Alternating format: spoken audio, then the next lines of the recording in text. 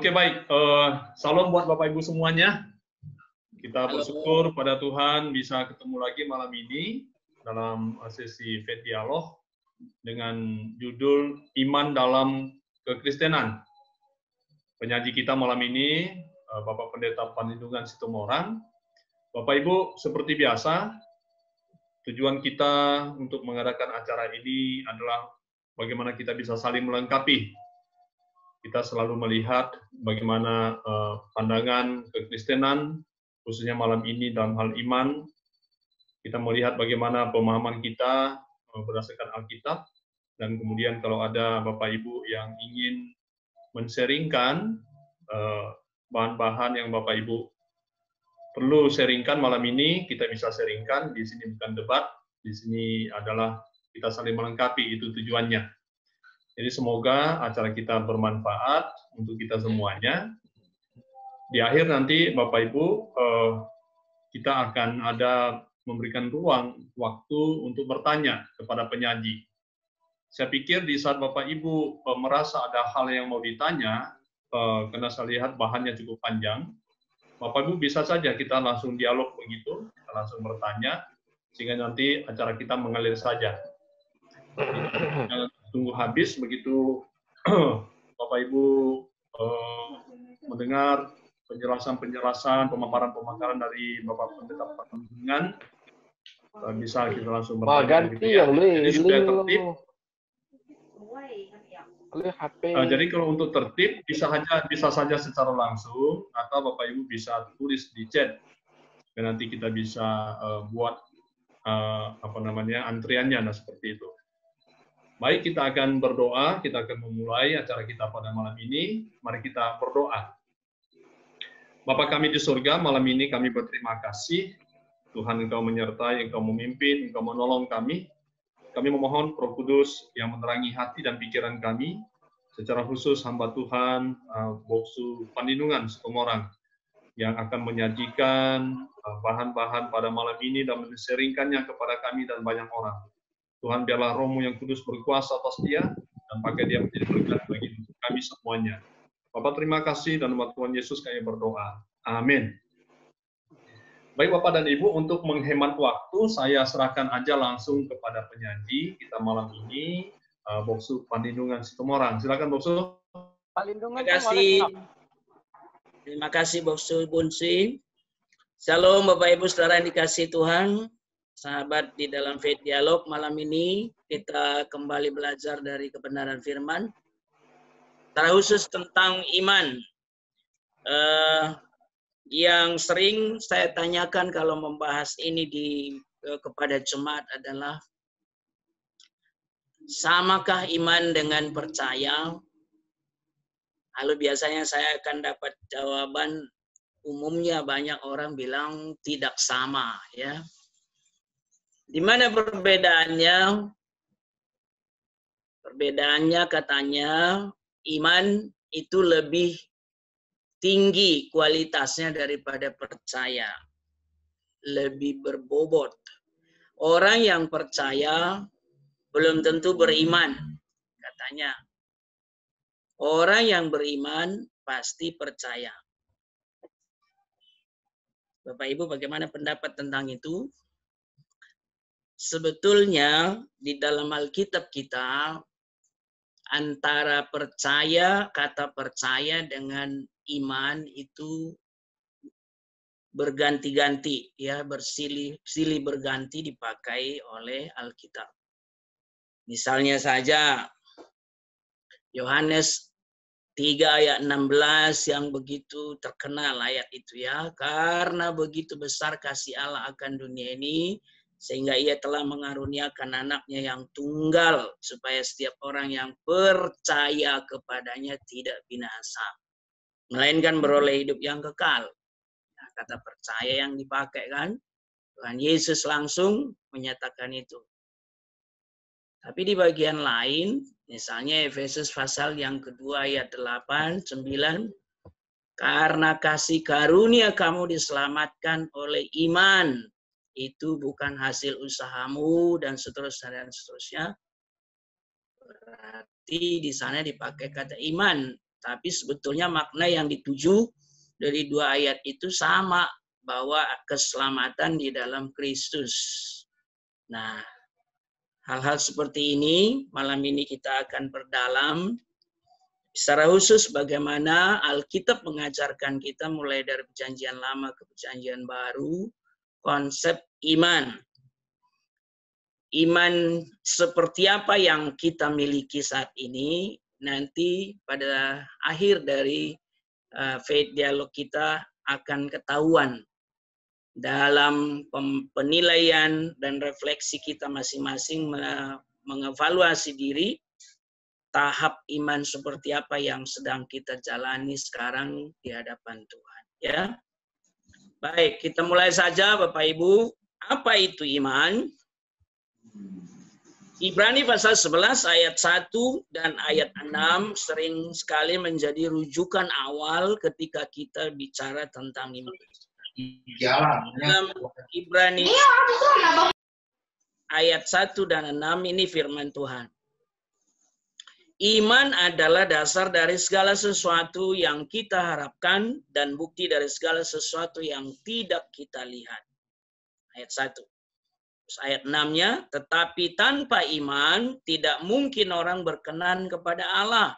Sebab barang siapa berpaling kepada Allah, ia harus percaya bahwa Allah ada dan bahwa Allah memberi upah kepada orang yang sungguh-sungguh mencari Dia.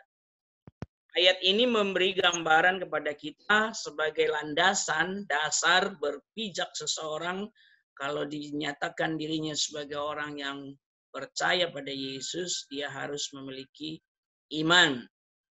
Dasar berarti the which stands under, di mana seorang dapat berdiri untuk berpijak bagi segala sesuatu yang diharapkannya dalam kehidupan dan pengalaman beragama Kristen. Ya. Nah, jadi kalau tidak ada iman yang benar itu sesuai ajaran Alkitab, betapapun sibuknya kita dalam sebuah aktivitas kekristenan, sebetulnya pada akhirnya kita didapati sebagai orang yang tidak mengambil bagian dalam anugerah Tuhan. Ya. Iman adalah bukti dari segala sesuatu. Suatu keyakinan yang terlihat dalam tindakan. Jadi orang beriman harus kelihatan dari tindakannya. Tidak hanya di dalam ucapan, kata-kata verbal. Kelihatan iman itulah yang mendorong semua yang namanya perbuatan kebajikan, perbuatan baik yang memuliakan Tuhan dan menjadi berkat bagi sesama. Di dalamnya ada ketaatan yang sungguh-sungguh dari apa yang mereka tahu, mereka pelajari dari firman. Dan kalaupun Tuhan secara kasat mata tidak pernah kita lihat, tidak pernah kita raba, tidak pernah bertatap muka secara kasat mata, tapi kita percaya. Maka lagu anak sekolah minggu, percaya saja, percaya saja. Itu. Jadi mana duluan, percaya baru tahu atau tahu baru percaya? Kalau yang benar adalah percaya dulu. Kalaupun tidak kita lihat. Abraham waktu disuruh berangkat oleh Tuhan dari Ur Kasdim, di Kejadian pasal 12, pergilah ke negeri yang akan kutunjukkan kepadamu. Abraham sama sekali tidak tahu nama daerah yang dimaksud oleh Tuhan. Belakangan dia baru tahu, tapi yang dia lakukan sebagai tindakan iman adalah dia berangkat. Kira-kira begitu. Mama kok terjemah. Iman yang bertindak dalam ketaatan itulah bukti dari iman yang benar. Jadi Abraham tidak perlu dialog panjang kepada Tuhan tentang lokasi kemana dia diutus, kemana dia disuruh pergi. Yang dia tahu Tuhan yang suruh, dia percayai, sebab ucapan firman yang dia dengar dari Tuhan itu dia percayai sebagai amin di dalam dirinya. Ya, iman yang benar membawa sebuah ketaatan penuh penuh keyakinan kepada firman Allah. Jadi dasarnya selalu firman, Bapak Ibu. Apa yang difirmankan Tuhan di dalam Alkitab, itu landasan kita untuk percaya. Ya, jadi orang beriman tanpa mengetahui firman, itu menjadi tanda tanya besar. Ketaatan penuh keyakinan kepada firman Allah, bagaimanapun keadaannya dan apapun akibatnya. Sampai ke tingkat resiko, Bapak Ibu, hasil dari sebuah iman yang benar, orang-orang siap untuk sampai kepada sebuah resiko. Itu sebabnya gereja dibangun di atas para martir. Tertulianus nanti di slide terakhir saya akan tunjukkan bahwa darah para martir itu menjadi benih bagi pekabaran Injil. Itu dikatakan. Artinya sampai hari ini orang Kristen menunjukkan bahwa buah dari iman bukan hanya sebatas percaya dan menerima berkat-berkat dari Tuhan, pemeliharaan dan bagaimana Tuhan menopang hidup orang percaya dalam suka dan duka, tapi juga sampai kepada orang beriman itu siap menerima segala resiko dari imannya. Orang Kristen telah membuktikan itu di sepanjang sejarah gereja. Ya, seorang tokoh reformasi, Martin Luther, dalam mendefinisikan imannya setelah dia mengalami pencerahan di dalam mengikut Kristus, dikatakan iman atau percaya adalah kehidupan, keyakinan yang menantang. Dan benar bahwa Martin Luther siap menantang kekuatan yang sangat hebat pada waktu itu, kekuatan gereja ya, dalam kemuliaan Allah. Begitu yakin dan pasti bahwa orang percaya akan mempertaruhkan untuk itu 1000 kali. Pengetahuan dan keyakinan dalam kemuliaan Allah ini membuat manusia bangga, berani, dan bahagia dalam bersekutu dengan Allah dan dengan sesama makhluk. Itulah iman menurut Martin Luther. Ya. Lalu ada seorang misionaris yang sangat terkenal dari Inggris, membuka, menerobos pelayanan kabaran Injil ke China, Tiongkok, ya. James Hudson Taylor, seorang dokter dan luar biasa dipakai Tuhan pada zaman dia melayani. Dia mendefinisikan iman sangat sederhana, tapi dalam. Iman atau percaya berarti berpegang teguh pada kasih setia Tuhan. Kasih setia Tuhan, hesed dalam Perjanjian Lama, itu menjadi salah satu dari intisari dari bagaimana Allah mengikat perjanjiannya dengan umatnya. Kasih setia bagi Hudson Taylor adalah bagaimana Tuhan dapat diandalkan dalam segala hal dan dia mempercaya itu. Kira-kira begitu. Yang dituntut dari kita adalah penyerahan total kepadanya. Penyerahan yang didasarkan pada janji Tuhan, firman ya, bukan sekedar perasaan keputusasaan atau ketidakmampuan atau ketidakberdayaan, bukan juga sikap pasrah tanpa daya, fatalisme ya, kue sera-sera, Doris Day dan nyanyiannya itu ya. Ya apa yang terjadi terjadilah, bukan. Tapi bergantung kepada kasih setia Tuhan itu didasarkan kepada janji Tuhan yang kita tahu, kita sudah baca, kita sudah dengar dari firman-Nya di Alkitab. Jadi iman kita selalu ada landasan yang dapat membuat kita beralasan untuk percaya. Itulah firman. Ya, macam-macam iman. Pertama, saudara, historical faith, iman sejarah. Mari kita cek iman apa yang dimaksud ya. Hanya merupakan pengertian intelektual tentang kebenaran, tetapi tidak ada tujuan moral, tidak ada aspek rohani di sana, tidak ada tujuan supaya dekat pada Tuhan, tidak ada kerinduan dosa diampuni, tidak ada pikiran untuk masuk surga, tidak ada upaya untuk hidup suci dan seterusnya. Yang penting kalau ditanya orang, kamu punya iman? Punya. Orang yang mempunyai iman jenis ini hanya menerima kebenaran tentang Kristus dengan cara yang sama seperti ia menerima fakta-fakta sejarah tentang tokoh-tokoh dunia, misalnya Napoleon Bonaparte, misalnya Prancis, ya, pahlawan terkenal itu, Hitler, pemimpin Nazi, dan seterusnya. Kau percaya ada Hitler? Percaya. Kau percaya ada Yesus? Percaya. Ya itulah kira-kira. Orang yang mempunyai iman jenis ini tidak mempunyai hubungan pribadi dengan Kristus. Kalau itu adanya berarti dia bukan anak Tuhan, ya. Tidak bisa disebut Kristen. Iman seperti ini bisa timbul dari tradisi. Karena orang tuaku Kristen, otomatis laku Kristen. Saya dididik di sekolah Kristen, maka saya sudah sering dengar tentang Yesus. Bisa. Lingkungan saya tinggal itu Kristen semua, maka tiap minggu orang ke gereja saya juga ikut. Misalnya. Tapi sampai di situ saja, ya.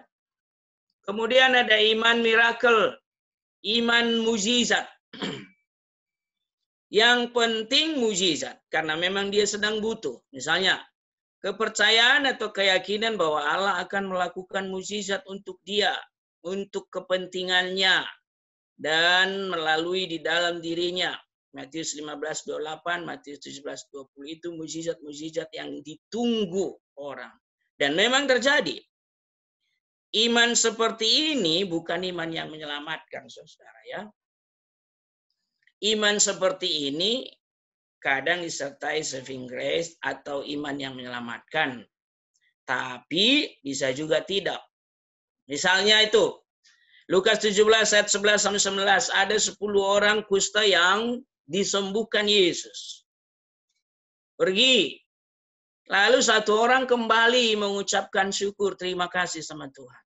9 lagi udah tidak tahu rimbanya kemana.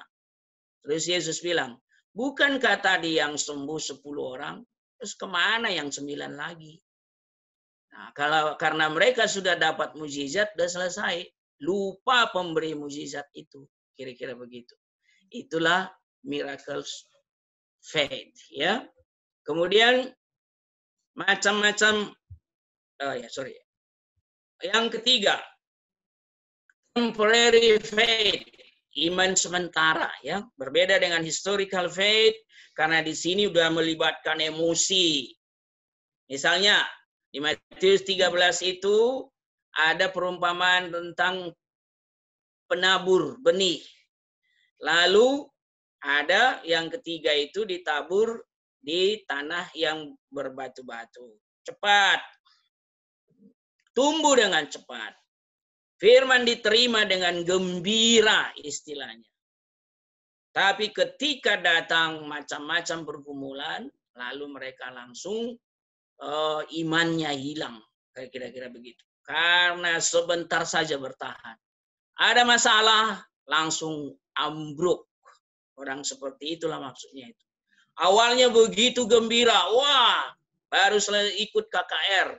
Katanya dia mengalami pencerahan, mengalami jamahan Tuhan, bisa begitu. Tiba giliran ada masalah, langsung ambruk. Tidak ke gereja lagi, tidak berdoa lagi, dan seterusnya. Seperti itu contohnya, ya. Tujuan atau motivasi orangnya adalah kesenangan, kenikmatan pribadi. Yang penting aku dapat sesuatu. Pas aku ada pergumulan, ada jawabanku dapat, senang dia. Bukan kemuliaan Allah. Semua bagian kitab suci yang menunjukkan seolah-olah keselamatan. Misalnya, di Ibrani pasal 6 ayat 4 dijelaskan, ada orang yang murtad. Selesai imannya hilang begitu saja, tapi itu menjadi bahasan tersendiri nanti, ya. Bisakah keselamatan hilang? Itu hal tersendiri. Tapi misalnya 1 Yohanes 2 ayat 18-19, saya bacakan ini secara khusus, ya. Bapak Ibu, ini memberi gambaran bahwa ada iman yang sementara. Seolah-olah sudah bagian dari kita, ternyata tidak. 1 Yohanes pasal 2, 18-19. Ini Yohanes murid Yesus itu bilang, ya. Anak-anakku, waktu ini adalah waktu yang terakhir, dan seperti yang telah kamu dengar, Seorang antikristus akan datang. Sekarang telah bangkit banyak antikristus. Itulah tandanya bahwa waktu ini benar-benar adalah waktu yang terakhir. Memang mereka berasal dari antara kita, tetapi mereka tidak sungguh-sungguh termasuk pada kita. Sebab jika mereka sungguh-sungguh termasuk pada kita, niscaya mereka tetap bersama-sama dengan kita. Tetapi hal itu terjadi supaya menjadi nyata bahwa ini maksudnya iman sementara itu. Tidak semua mereka sungguh-sungguh termasuk pada kita. Tidak semua. Artinya sudah gabung kelihatannya secara organisasi bisa bagian dari kita, tapi ternyata secara iman yang benar mereka tidak miliki. Kira-kira itu maksudnya. Ya. Baru ini masuk kita true saving faith. Iman yang menyelamatkan. Iman yang menyelamatkan itu seperti apa? Didahului oleh peristiwa kelahiran baru, kelahiran kembali di hidup kita. Bertobat sungguh-sungguh. Ini sering ditekankan dalam gereja kita, ya. Kalau gereja kita Wesleyan, Metodis, John Wesley mengajarkan sebelum seseorang connect kepada Yesus dalam arti bertobat sungguh-sungguh, percaya, mengaku Yesus sebagai Tuhan dan Juru Selamat, maka Roh Kudus menganugerahkan iman di hati orang itu. Semua orang. Itu yang disebut anugerah pendahuluan. Prevenient grace. Ya. Jadi disiapkan dulu hati orang sebelum menerima anugerah keselamatan. Kalau Calvinis dengan pengertian yang sebetulnya mirip itu disebut effective calling. Ditaruh Roh Kudus dulu iman di hati seseorang itu. Baru ketika firman disampaikan, connect-lah, disambut iman itulah kebenaran firman itu. Atau kisah tentang karya Kristus itu, misalnya. Itulah effective calling. Prevenient grace menurut John Wesley, effective calling menurut Calvin. Manusia sebagai mati rohani, kita tahu akibat dosa itu ya, dan karena itu tidak mungkin atau tidak bisa memberi tanggapan kepada firman atau itu Injil. Itu sebabnya Roh Kudus harus siapkan dulu hati orang. Ya. Nah, bersyukur kita maka pekerjaan Roh Kudus yang paling awal dalam diri seseorang adalah mempersiapkan iman kita atau menaruh iman di hati kita. Iman yang menyelamatkan dianugerahkan Roh Kudus. Ya, ingat tuh, supaya kita meresponi anugerah Allah, ditaruh Roh Kudus dulu iman di hati kita. Efesus 2 ayat 8-9 itu jelas sekali. Ya, Yohanes 3:16. Jadi supaya manusia yang mati rohani itu bisa dan mau percaya, hidup lagi, lahir kembali lagi, Roh Kudus harus melahirkan dia. Kelahiran kembali sangat jelas diajarkan oleh Tuhan Yesus di Yohanes pasal 3. Ketika Nikodemus datang mengunjungi Yesus malam-malam. Engkau harus dilahirkan kembali. Yesus menjelaskan, dilahirkan dari air dan roh. Air di situ dalam pengertian sebetulnya bukan baptisan. Kalaupun baptisan perlu, tapi di situ maksudnya bagaimana penyucian karya Kristus. Dan Roh Kuduslah yang mengerjakan peristiwa kelahiran kembali. Ya. Bertobatnya seseorang itu karya Roh Kudus. Elemen-elemen iman secara doktrinal. Ada cara pertama, kita harus memiliki pengetahuan intelektual kita, pikiran kita. Itu yang disebut notisi dalam bahasa Latinnya. Harus ada pengetahuan, pengertian kita tentang Injil, dasar-dasar kekristenan. Makanya sejak sekolah minggu kita diajari hal-hal menyangkut Injil, firman Tuhan. Di mana lahir Tuhan Yesus? Kalau aku tanya, Bapak Ibu jawab di Bethlehem. Nah, itu berarti sudah sesuai dengan pengetahuan kita tentang di Alkitab, ya. Tapi kalau kita bilang di mana lahir Tuhan Yesus, kita jawab misalnya di Jakarta.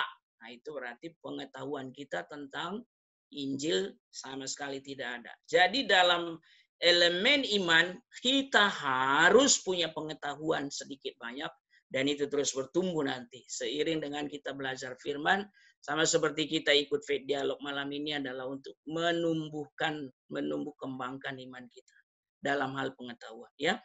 Harus percaya atau setuju secara intelektual pada apa yang diketahui, dimengerti di dalam Alkitab. Jadi kalau belajar gini, oh iya ya, kita iakan, kita aminkan data-data di Alkitab itu.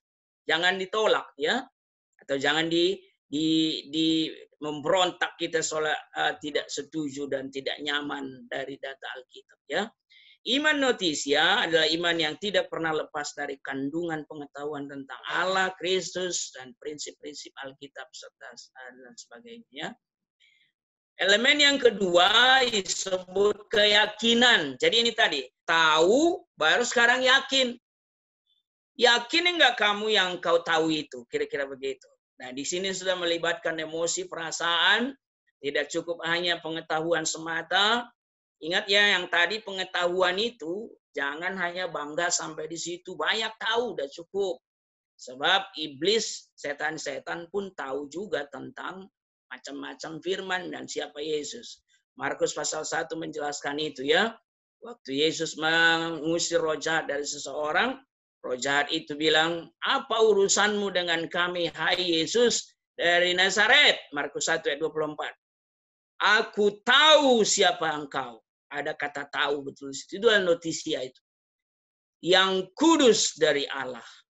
Nah, itu berarti kalau ujian itu roh jahat, nilai 100 itu. Ya, tapi dia berhenti sampai di situ. Oke, sekarang elemen yang kedua, yakin dari yang kita tahu. Misalnya, kita bisa sedih karena dosa. Petrus misalnya, sedih sekali dia setelah dia menyangkal Yesus. Terus merasakan kasih Allah, merasakan sukacita karena penebusan Kristus, merasa yakin akan keselamatan kita. Jadi kalau udah ada unsur asensus ini, keyakinan, kalau ditanya, kau yakin enggak bahwa Yesus tabib yang agung, sanggup menyembuhkan penyakitmu? Yakin. Kalaupun pada akhirnya enggak sembuh, tetap kita bersyukur. Kira-kira begitu. Asensus atau keyakinan ada di Alkitab, nih contoh-contoh buat ya. Kolose 2 ayat 2, keyakinan yang penuh dengan pengertian. Ibrani 6 ayat 11, pengharapanmu menjadi sesuatu milik yang pasti. Jadi kepastian pengharapan. Ibrani 10:22, keyakinan iman yang penuh. Ini semua kategori keyakinan, asensus ya. Jadi asensus berarti kecenderungan dari pikiran yang mengarah pada suatu pengetahuan yang telah didengarnya dengan pasti sebagai suatu kebenaran, dan kecondongan ini dikerjakan oleh Roh Kudus. Keyakinan ini harus kokoh, tidak boleh ragu sedikit pun ya, merasa pasti. Maka kalau ditanya orang, kamu pasti diselamatkan? Jawaban kita pasti. Jangan mudah-mudahan. Bahasa untuk iman dan keselamatan kita tidak ada bahasa mudah-mudahan ya. Dan mempunyai bukti, banyak kesaksian yang menjadi landasannya ya. Elemen yang ketiga adalah penyerahan hidup, fidusia. Martin Luther menyebut ini sola fide, hanya oleh iman. Maksud Martin Luther di situ adalah penyerahan total hidup kita kepada Sang Juru Selamat itu ya. Sekalipun pikiran sudah mengerti dan percaya, perasaan ikut terlibat, tetapi kalau kita tidak mau ikut Yesus, kita bukan orang Kristen. Ingat pemuda yang kaya itu ya. Datang dia sama Tuhan Yesus, senang sekali pada awalnya. Dia dibilang, aku sudah melakukan Taurat sejak kecil. Lalu Yesus bilang, kalau gitu pulanglah, jual hartamu, bagikan sama orang, lalu balik sini ikut aku. Lalu dia pergi dengan muka yang muram. Alkitab catat itu.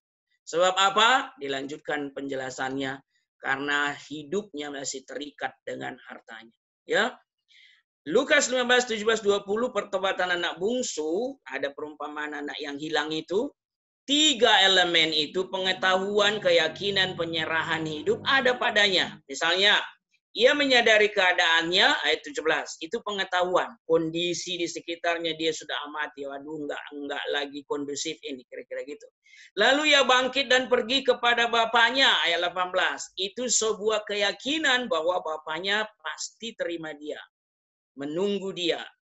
Dan dia minta ampun kepada bapaknya sesampai di sana. Itu adalah tindakan penyerahan hidup sepenuhnya.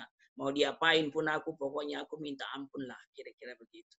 Dan nyatanya bapaknya menerima dia dengan sangat luar biasa. Ya, Roma 12 ayat 1, persembahkanlah tubuhmu sebagai persembahan yang hidup, kudus, berkenan kepada Allah. Itu adalah totalitas penyerahan hidup. Ada kisah di kitab Daniel, teman Daniel yang 3 orang, Sadrak, Mesak, Abednego, karena mereka tidak mau menyembah patung dewa yang dibuat di sana, mereka dimasukkan ke perapian yang menyala-nyala, 7 kali dipanaskan, mereka dibuang ke dalam. Sebelum itu mereka bilang kepada raja, ketahuilah ya raja, sekalipun Allah yang kami sembah tidak membebaskan kami dari perapian yang menyala-nyala ini, namun kami tidak akan mau tunduk menyembah dewa Tuhan. Dikatakan ya, itu adalah totality penyerahan. Mau hidup, mati, pokoknya aku tetap percaya Tuhan. Kira-kira gitu. Itulah unsur penyerahan ya. Nah, Bapak Ibu, berarti percaya itu artinya mempercayakan diri. Ya, fidusia adalah komitmen penuh dari jiwa atau pikiran manusia terhadap Tuhan Yesus. Ketetapan tersebut meliputi kesadaran untuk mempercayakan diri kepadanya. Hidupku sekarang milikmu Tuhan Yesus. Itulah ungkapannya. Orang yang memiliki fidusi akan mencari perlindungan pada Tuhan Yesus, menerima dan membuatnya menjadi menyatu dengan dirinya. Ya, tidak lagi bisa dipisahkan. Dia Tuhanku, aku hambanya, kira-kira begitu. Mempertuhankan Yesus dalam seantero hidup, aktif melakukan yang diinginkan Tuhan, tentu membenci dosa dan seterusnya, menyenangi, mencintai apa yang dicintai Tuhan. Kita ingat ilustrasi seorang akrobat ya. Seorang akrobatik bikin tali tambang di atas air terjun Niagara, itu adalah daerah wisata, banyak orang datang, naik sepeda roda 1 ke seberang, orang merasa hebat, tepuk tangan. Lalu dia tanya, kalian percaya saya bisa pergi dengan sepeda roda 1 ke seberang? Percaya. Mereka seperti kur serempak jauh. Tapi ketika diajak, siapa yang mau ikut saya gendong di belakang, ikut saya naik sepeda roda 1 ini, tidak ada satu pun yang mau. Kecuali seorang anak tiba-tiba bilang, saya mau. Lalu benar dibawa ke seberang, balik lagi. Siapa anak itu? Diceritakan, anak itu adalah anaknya sendiri. Beda dengan orang banyak itu tadi bilang percaya. Tapi anak itu mempercayakan hidupnya kepada bapaknya. Dia tahu persis siapa bapaknya dan kesanggupan bapaknya. Kira-kira begitu. Ya. Maka objek iman, kalaupun orang bilang aku orang beriman, karena dia beragama A, B, C, D, aku orang beriman. Tapi kalau imannya, objek imannya bukan kepada Yesus Kristus, Tuhan pencipta alam semesta ini, tidak akan disebut iman yang benar. Ya, jadi harus jelas ini, percaya tentang Kristus, ini masih sebatas tahu kelahirannya, kematiannya, kebangkitannya, ini perlu tetapi tidak cukup. Terus maju selangkah lagi. Percaya pada ajaran Kristus, ini sudah menyangkut keyakinan tadi, tahu dan yakin. Lalu maju, percaya kepada diri Kristus sendiri. Ini sudah menyangkut penyerahan hidup, fidusia.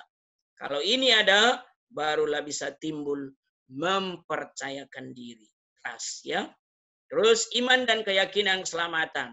Kita yang sudah punya fidusia, iman yang menyelamatkan, harus yakin Bapak Ibu ya, jangan lagi ada keraguan. Yakin, pasti ya. Alkitab mengatakan pasti kita diselamatkan. Orang yang percaya kalau Kristus sudah mati untuk semua dosa, ada orang begitu ya, baik yang lalu maupun sekarang yang akan datang. Pokoknya udah diurus Tuhan semua dosaku. Tetapi mereka takut kalau mati. Nanti kalau mati aku dihukum Tuhan, neraka. Loh, nggak connect dong. Ini jelas adalah suatu kontradiksi. Ini menunjukkan bahwa kepercayaannya tidak sungguh-sungguh. Jadi kalau ada di antara Bapak Ibu bilang aku percaya Yesus, macam-macam dosamu sudah diurus Yesus, tapi nanti mati, meninggal, nggak yakin engkau masuk surga. Nah ini nih kategori iman seperti inilah ini. Ya. Kemudian yang ketiga, orang yang berulang-ulang maju ke depan saat altar call, KKR misalnya, dipanggil siapa yang mau percaya Yesus, maju. maju lagi. Bulan depan maju lagi, tahun depan maju lagi. Berapa kali maju. Itu menunjukkan bahwa mereka tidak mempunyai keyakinan keselamatan dan jelas belum sungguh-sungguh percaya. Jadi kalau Bapak Ibu sungguh-sungguh sudah yakin keselamatanmu, kalau ada KKR penginjilan dipanggil, siapa mau percaya Yesus, maju ke depan, jangan maju lagi. Karena kita sudah percaya ya. Kemudian ajaran dalam Paulus dan Yakobus ini, Paulus mengingatkan pelajaran sebelumnya kita sudah pelajari ya tentang agama Yahudi dan Judaisme, Taurat ketika melakukannya dengan sempurna selamat, itu tentu ajaran PL begitu. Tapi tidak ada satupun ternyata yang berhasil sempurna melakukan Taurat. Termasuk para imam-imam, orang Farisi, imam besar. Maka tetap Paulus mengarahkan dengan beriman kepada Yesus Kristuslah yang disebut selamat. Ya. Kemudian Yakobus mengingatkan kita, khotbah saya 2 minggu lalu, kalau Bapak Ibu ingat, sebuah iman yang benar dari Yakobus pasal 2 kita tahu harus menunjukkan tanda-tanda action, perbuatan dari hasil iman dalam bentuk perbuatan baik, ya, kira-kira gitu. Jadi tidak hanya bilang aku beriman, harus kita tunjukkan buktinya lewat perubahan hidup, perubahan sikap, perbuatan baik. Iman dalam pengharapan ini yang terakhir ya. Kalau orang sudah beriman, lalu menjalani kehidupan beriman, tentu ada naik turun kehidupan. Ada masalah, ada pergumulan, dan seperti sekarang COVID belum selesai, ada tantangan hidup. Kalau orang beriman langsung ambruk karena ada pergumulan, nah berarti iman dalam bentuk iman pengharapan belum teguh. Contoh di Alkitab ya, waktu Yesus bersama murid naik perahu, datang angin sakal. Lukas 8 menjelaskan itu. Panik langsung murid-murid itu. Padahal sebagian diantaranya adalah nelayan yang tangguh, yang berpengalaman, udah kenal betul itu sifat danau itu. Udah biasa itu. Tapi panik mereka, langsung keluar kata-kata. Kemungkinan itu Petrus yang bilang, "Guru, tidakkah engkau peduli?" Lalu dibilang kita binasa, kata binasa dipakai LAI di situ Bapak. Ya, binasa maksudnya mati konyol lah itu ya dengan karena badai itu. Lalu Yesus menghardik angin dan badai itu teduh. Setelah itu Yesus bilang, "Di manakah kepercayaanmu?" Artinya Yesus sebetulnya mau mengingatkan mereka, iman juga bicara tentang ketangguhan dalam menghadapi pergumulan, ya. Iman dari seorang wanita yang sudah 12 tahun menderita pendarahan, kita ada kisah itu di Markus 5 ayat 25-30. Lihatlah betapa hebatnya wanita ini, 12 tahun pendarahan menderita, dia dengar Yesus lewat di sekitar kampungnya, dia berjuang untuk sampai di sana. Terus keramaian orang begitu banyak, dia sulit untuk ketemu Yesus, tapi dia di jalan itu duduk dan dikatakan, asal kujamah saja jubahnya, aku akan sembuh. Dan benar, dia jamah jubah Yesus, Yesus merasa ada kuasa yang mengalir dari dirinya, dia cek, ternyata ibu itu, dan dia sembuh. Ya. Kemudian iman penuh pengharapan seorang perwira yang bawahannya mengalami sakit, Matius 8, 8, 10, dikatakan, gak usah datang ke rumahku Tuhan Yesus. Terus dia bilang gini, katakan saja sepatah kata, maka hambaku itu hebat. Ya, dan benar, hambanya sembuh. Ya. Terus yang terakhir, iman yang dimiliki wanita Kanaan yang memohon kepada Tuhan untuk kesembuhan anak perempuannya yang dirasuk setan. Matius 15 itu ya, itu hebat sekali. Dia berteriak-teriak panggil Yesus, Yesus anak Daud, tolonglah aku. Murid-murid terganggu, dibilang suruhlah perempuan ini pergi, usir sajalah maksudnya. Tapi Yesus juga tidak dengar, diam Yesus, tidak sauti dia. Dan langsung Yesus juga bilang, aku datang untuk orang Israel. Karena dia memang bukan orang Israel.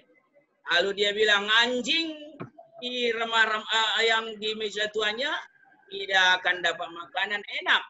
Tapi dia bilang, remah-remahnya pun aku dapat, gak apa-apa lah. Dia datang makin dekat, dan dikatakan di situ, dia menyembah Yesus. Bapak Ibu, dia mendapat kesembuhan anaknya yang dirasuk setan. Yesus bilang, iman sebesar ini tidak kutemukan nih di antara orang Israel, katanya. Ya. Jadi bagian iman yang ini adalah iman dalam ketangguhan dalam pergumulan hidup. Terakhir, ini Bapak Gereja Tertullianus, Bapak Ibu bilang darah para martir adalah benih gereja.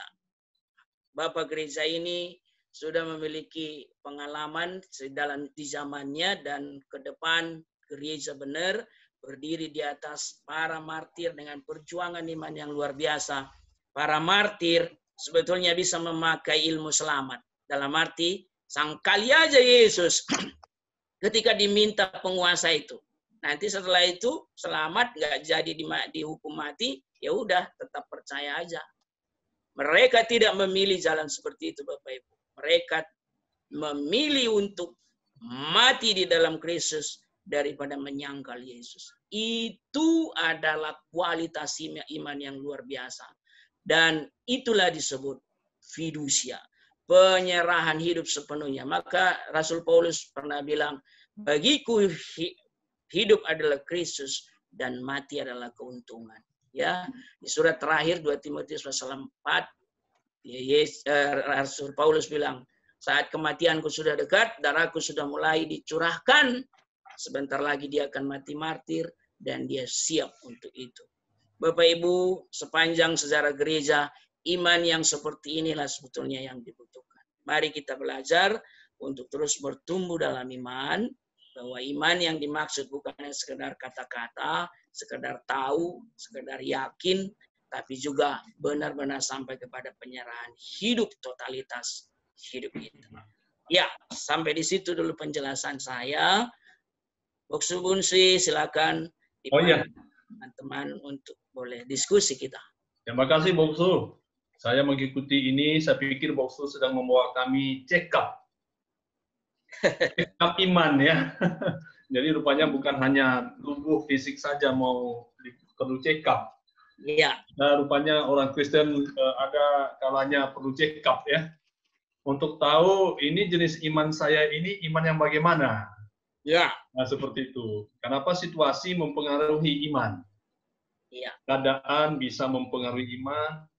Nah, sukacita juga bisa mempengaruhi iman. Penderitaan bisa mempengaruhi iman. Ya, terima kasih Boksu sudah membawa kami check up. Nah, sekarang saya pikir kami peserta ini saya berikan waktu untuk melihat ya setelah kita belajar tadi untuk bertanya, kemudian ya bisa juga mengatakan wah rupanya saya ini jenis iman yang pertama, atau iman yang keempat gitu ya. Kita jujur saja sehingga nanti kita saling membangun gitu ya.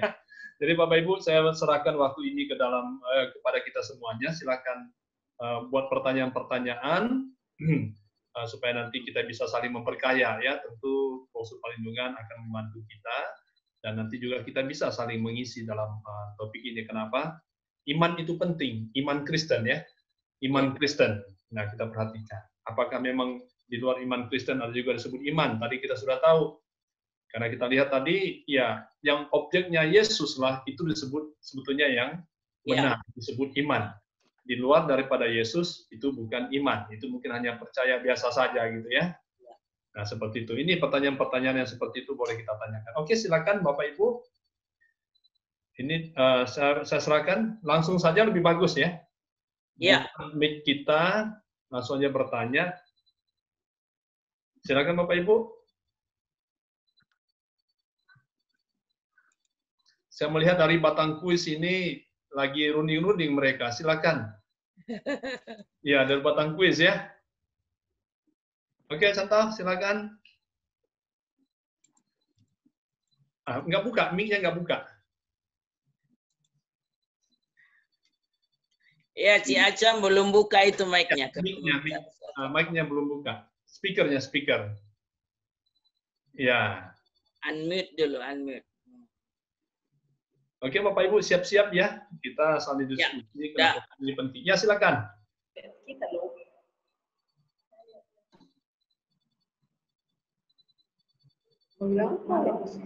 Ya, silakan. Mungkin ada mau diceritakan atau ditanyakan, silakan. Ada mau tanya, setelah ada pertanyaan dibahas tadi, ini kan bahasnya kan pertanyaan. Ada yang pertanyaan iman yang menyelamatkan. Jadi ada pertanyaan pokok, ada yang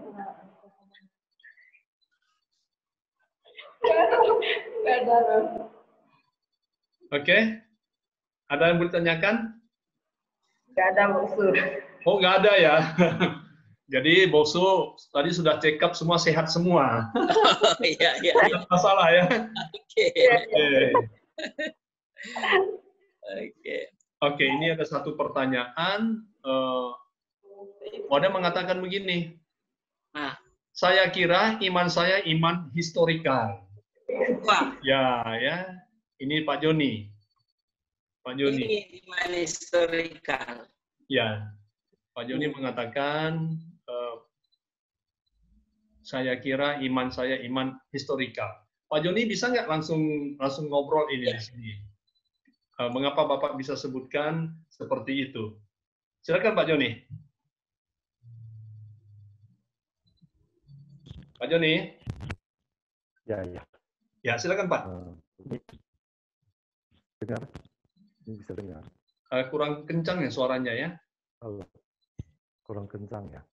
Iya. Saya kira begini.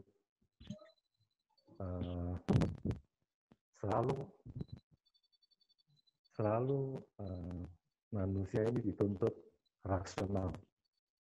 Rasional artinya kita mengevaluasi. Bisa dengar Pak? Ya, bisa. Bisa ya. Kita selalu menganalisa sesuatu dengan lebih berdasarkan landasan dari fakta, gitu loh Pak. Ya.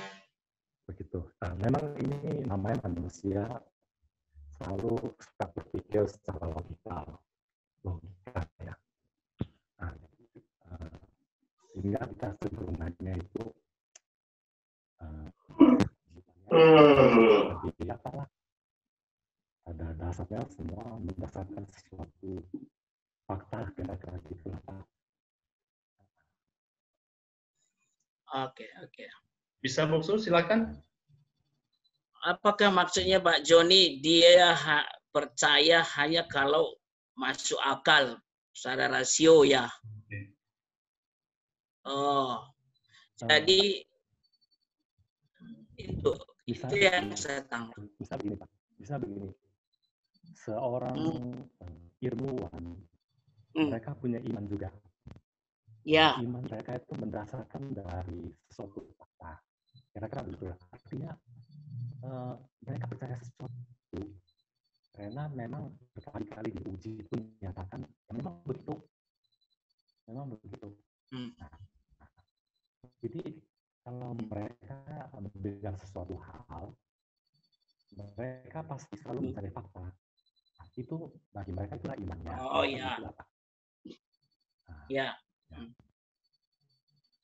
Ya. Jadi kalau misalnya kalau para ahli seperti itu diperhadapkan kepada Ibrani pasal 1, kan tidak ada fakta Allah itu ada. Mana bisa kita lihat?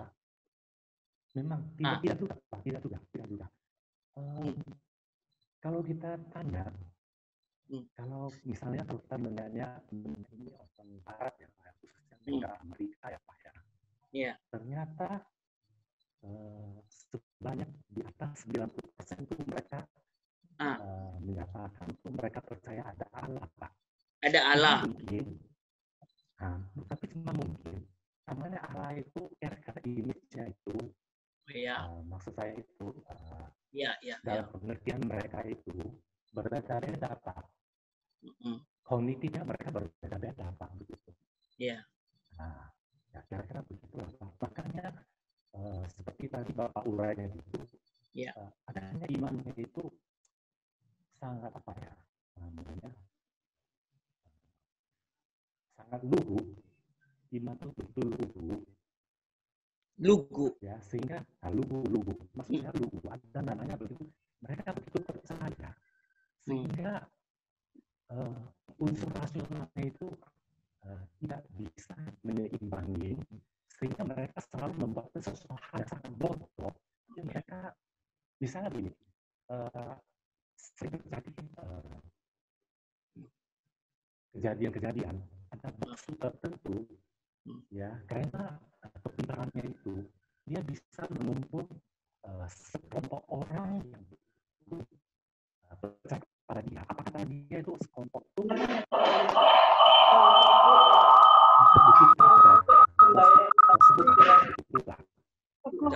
terganggu suara Bapak.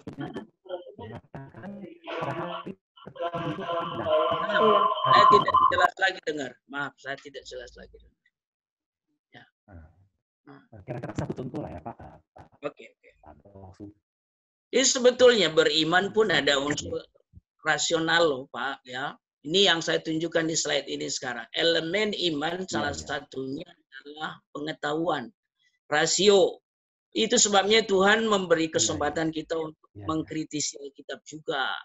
Ya, Rasul Paulus bilang kalau dia berdoa juga secara akal budinya. Artinya, makanya sekolah teologi pun perlu secara akademik, sistematis. Dan ada unsur-unsur ilmu pengetahuan yang diakui umum di situ. Ada metode-metode. Penelitian Alkitab pun memakai metode-metode ilmiah. Bisa dideteksi, bisa dicari tahu, sampai kepada fakta-fakta sejarah, dan seterusnya. Artinya, sebetulnya di dalam saya pada itu pun bukan berarti mengabaikan rasio kita. Pengetahuan kita, intelektual kita. Ya. Jangan abaikan intelektual di dalam beriman. Hanya saja ketika kita mengetahui sesuatu fakta tentang Allah, kita yakinilah yang kita ketahui itu. Kira-kira begitu. Maka kalau sekarang muncul banyak orang pintar-pintar percaya pada Tuhan misalnya, tapi tidak percaya mukjizat, itu sebenarnya pengaruh teologi apa? Misalnya teologi liberal yang lebih mengedepankan rasio. Para teolog yang liberal misalnya mengerasiokan segala sesuatu. Contoh misalnya mukjizat Yesus memberi makan 5.000 orang. Sebetulnya satu anak saja yang menyerahkan roti dan ikannya kan. Tapi kalau orang yang liberal akan mengatakan, oh enggak, sebetulnya semua yang hadir itu bawa roti dan ikan. Setelah anak itu kasih, mereka malu. Lalu mereka juga kasih. Lalu kumpul semua, dimakan semua. Sisa juga memang 12 bakul. Jadi sebetulnya nggak ada mukjizat diperbuat Yesus di situ. Yang ada adalah mereka sudah bawa sebelumnya. Nah, begitulah cara merasio. Tapi ketika pendapat ini kita pakai untuk memahami Yesus memberi makan 5.000 orang itu, kita sebetulnya sudah tidak beriman kepada Yesus yang berkuasa. Kira-kira begitu. Ya, maka logika rasio kita harus kita tundukkan kepada iman kita. Karena harus dimulai seperti Ibrani tadi, harus dimulai dulu fakta di dalam keyakinan saya adalah Tuhan itu ada. Titik. Dari situlah dasar berpijak dan berangkat kita. Kalau Tuhan ada, Tuhan yang ku kenal di Alkitab, itulah dia. Dan seterusnya, kita percayalah akan semua yang ditulis di Alkitab itu sebagai fakta. Kira-kira begitu. Ya. Iya. Jadi, ya silakan Boksi, boleh ditanggapi. Iya, tadi kan iman sejarah ya. Iman sejarah kan tidak ada hubungan pribadi dengan Kristus. Itu tadi yang kita dapatkan kan. Jadi Pak Joni begini, saya pikir kita sekarang kita harus rubah, kita harus balikkan itu. Kalau kita tarik ke pribadi, bukan iman sejarah, tetapi sejarah iman kita. Nah, gitu ya. Sejarah iman saya, sejarah iman kita pribadi terhadap Tuhan. Nah, kalau memang iman sejarah itu sangat lemah kita lihat tadi ya. Tapi kalau kita mau dalam diri kita itu sejarah iman. Nah, seperti itu. Dengan sejarah iman, yang mungkin sekarang kita agak lemah, tapi kita memiliki sejarah iman terfokus lebih dekat kepada Kristus, dan akhirnya kita sungguh-sungguh beriman. Jadi hati pikiran kita itu jadi sejalan dia seperti itu. Itu usul saya ya. Ya, itu hasil dari check up, karena kita tadi kan mau melihat kualitas iman sebetulnya di dalam macam-macam iman itu kan. Jadi dari iman sejarah menjadi sebuah iman berkualitas, menjadi sejarah iman ya. Setuju ya? Setuju. Oke. Silakan, ada yang lain bertanya? Silakan Bapak Ibu. Ini nampaknya Boksu terlampau jelas Boksu jelaskan sehingga sedikit yang bertanya ini ya. Ayo Bapak Ibu semangat, ayo. Ya, saya juga sedang belajar kok. Mungkin ada pengalaman Bapak Ibu yang sungguh-sungguh berada di dalam perjalanan iman tertentu, saya juga bisa belajar banyak dari situ. Silakan. Boksu, saya minta waktu. Oke, silakan. Mumpung yang lain lagi mikir mau sharing atau mau bertanya apa ya. Ya. Jadi lagi pada kosong, saya mungkin mau sedikit sharing juga tentang iman saya. Dulu waktu belum percaya Kristus, mungkin awal-awal percaya itu ya, mungkin penyerahan total itu nggak ada. Tetapi semakin kita yakin dan percaya, rasanya hidup kita ini, kalau kita tidak ada melakukan sesuatu untuk Dia, sepertinya tidak ada berguna. Meskipun kadang-kadang pada saat kita melakukan itu, sepertinya sesuatu yang terbaik secara umum yang dilakukan oleh manusia. Dari pengalaman saya coba ingin melakukan sesuatu yang benar, ya. Bukan hanya baik di depan mata orang. Ya. Tapi pada saat saya pertahankan kebenaran, ya, sesuatu yang terjadi, ya mungkin pandangan itu bisa jadi beda. Ya meskipun kadang-kadang untuk mempertahankan kebenaran itu, saya pun ada tahu bakalan ada risiko-risiko yang akan saya alami gitu. Tetapi bagi saya itu nggak ada masalah gitu. Selama kebenaran itu harus berani saya ungkapkan. Apakah itu diterima atau tidak, itu bukan jadi urusan saya malah. Malah itu saya serahkan kepada Tuhan. Karena saya berprinsip, saya mau melakukan dan menjadi perantara kepada yang lain. Ya, mereka mau terima atau enggak, itu urusan mereka. Nah, jadi saya kadang-kadang pada satu sisi yang saya coba tekankan tentang kebenaran itu, yang mana saya melihat orang yang sudah begitu lama untuk percaya Tuhan, ya bahkan kalau kita lihat harusnya tingkat iman mereka jauh daripada kita, untuk menyatakan satu kebenaran kok sepertinya takut, sungkan atau tidak mau tahu. Nah, ini menjadi sesuatu yang kadang-kadang saya evaluasi kembali. Apakah yang saya lakukan ini bagaimana? Ya begitu kan. Tapi pada saat setelah saya melakukan segala sesuatu itu, yang ingin saya pertahankan adalah kebenarannya. Ya. Yang mungkin nggak bisa diterima oleh semua orang. Ya, tapi dalam hati saya pada saat saya renungkan, saya jadi damai. Beban yang ada di dalam hati saya itu, yang menjadi beban saya itu seolah tersalurkan. Dan setiap apa yang saya lakukan, saya coba renungkan dan berdoa sama Tuhan. Tuhan, ya memang harus kamu lakukan. Masalahnya, apa yang kamu lakukan itu terjadi baik atau enggak, itu bukan urusan kamu. Yang penting apa yang kamu lakukan, itu lakukan saja. Jadi ini yang selalu ada dalam hati dan diri saya. Tapi saya kadang-kadang juga meragukan, apakah ini benar atau enggak. Tapi setelah saya renungkan dan evaluasi lagi, ya, saya rasa ini yang harus saya lakukan.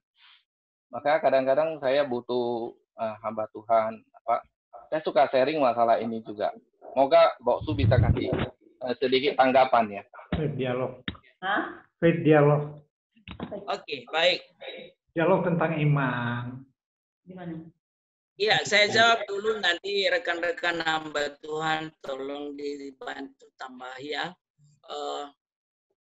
Sebetulnya di tahap tertentu seseorang mengabdi kepada kebenaran, garis miring mengabdi kepada Tuhan karena dia sudah percayai kebenaran, dia percaya Tuhan, itu sebetulnya level iman yang sangat baik ya. Jadi fidusia itu sebetulnya menyangkut itu. Saya mengabdi kepada kebenaran, firman ini adalah kebenaran, Yesus adalah kebenaran, Yesus adalah Tuhanku, aku mengabdi. Jadi sebetulnya di balik kata pemanggilan kita kepada Tuhan, Tuhan itu kan dua maknanya. Satu, pemilik, hidupku sekarang sudah menjadi milik Yesus itulah artinya Tuhan. Satu ya, ownernya. Yang kedua sebetulnya, hidupku sekarang kuabdikan sama dia. Dialah Tuanku, aku hambanya. Itu arti Tuhan loh sebenarnya ya. Jadi owner dan kita mengabdi kepada dia, jadikan sebagai Tuan kita, Lord ya, bagi diri kita.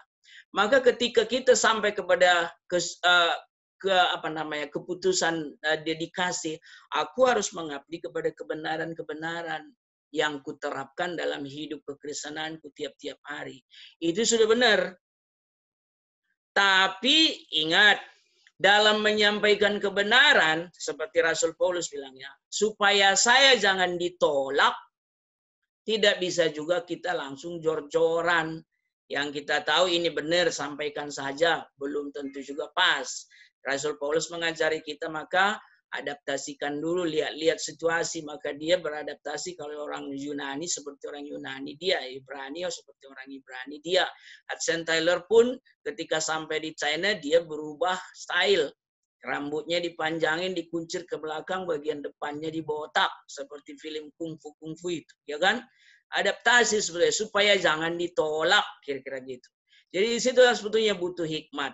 Kemudian ketika kita sampaikan dengan hikmat, orang lain juga belum bisa diyakinkan, lalu bisa sampai ke titik resiko. Kita ingat dari tadi sejarah para martir tetap mengandung resiko.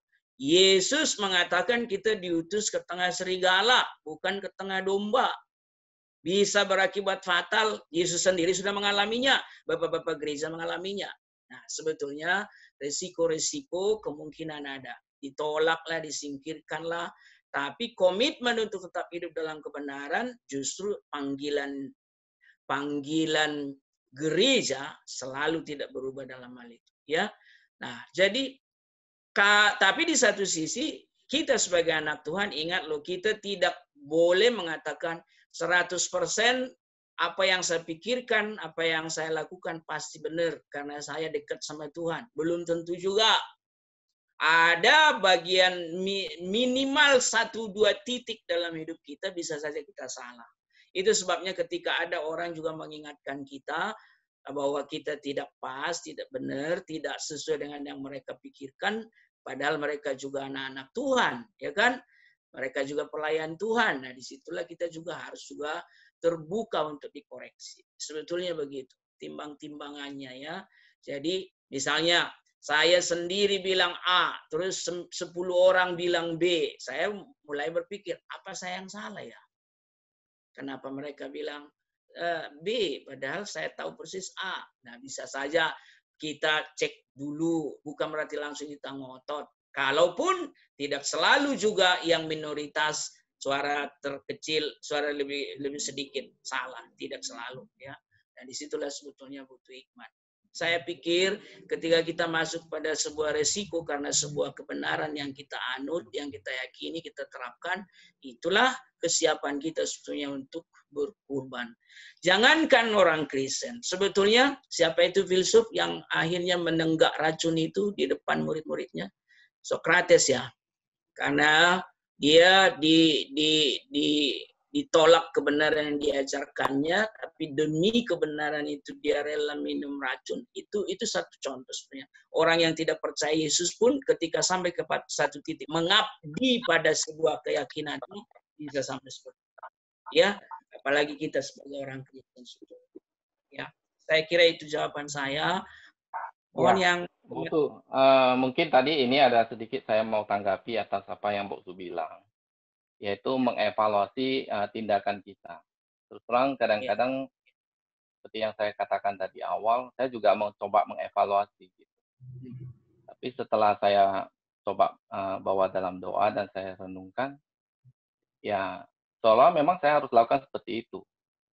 Itu satu. Kedua, mungkin kalau cara penyampaian kita kepada orang yang belum tahu tentang kebenaran, mungkin pasti beda dengan orang yang seharusnya lebih tahu lagi dibanding kita tentang kebenaran itu.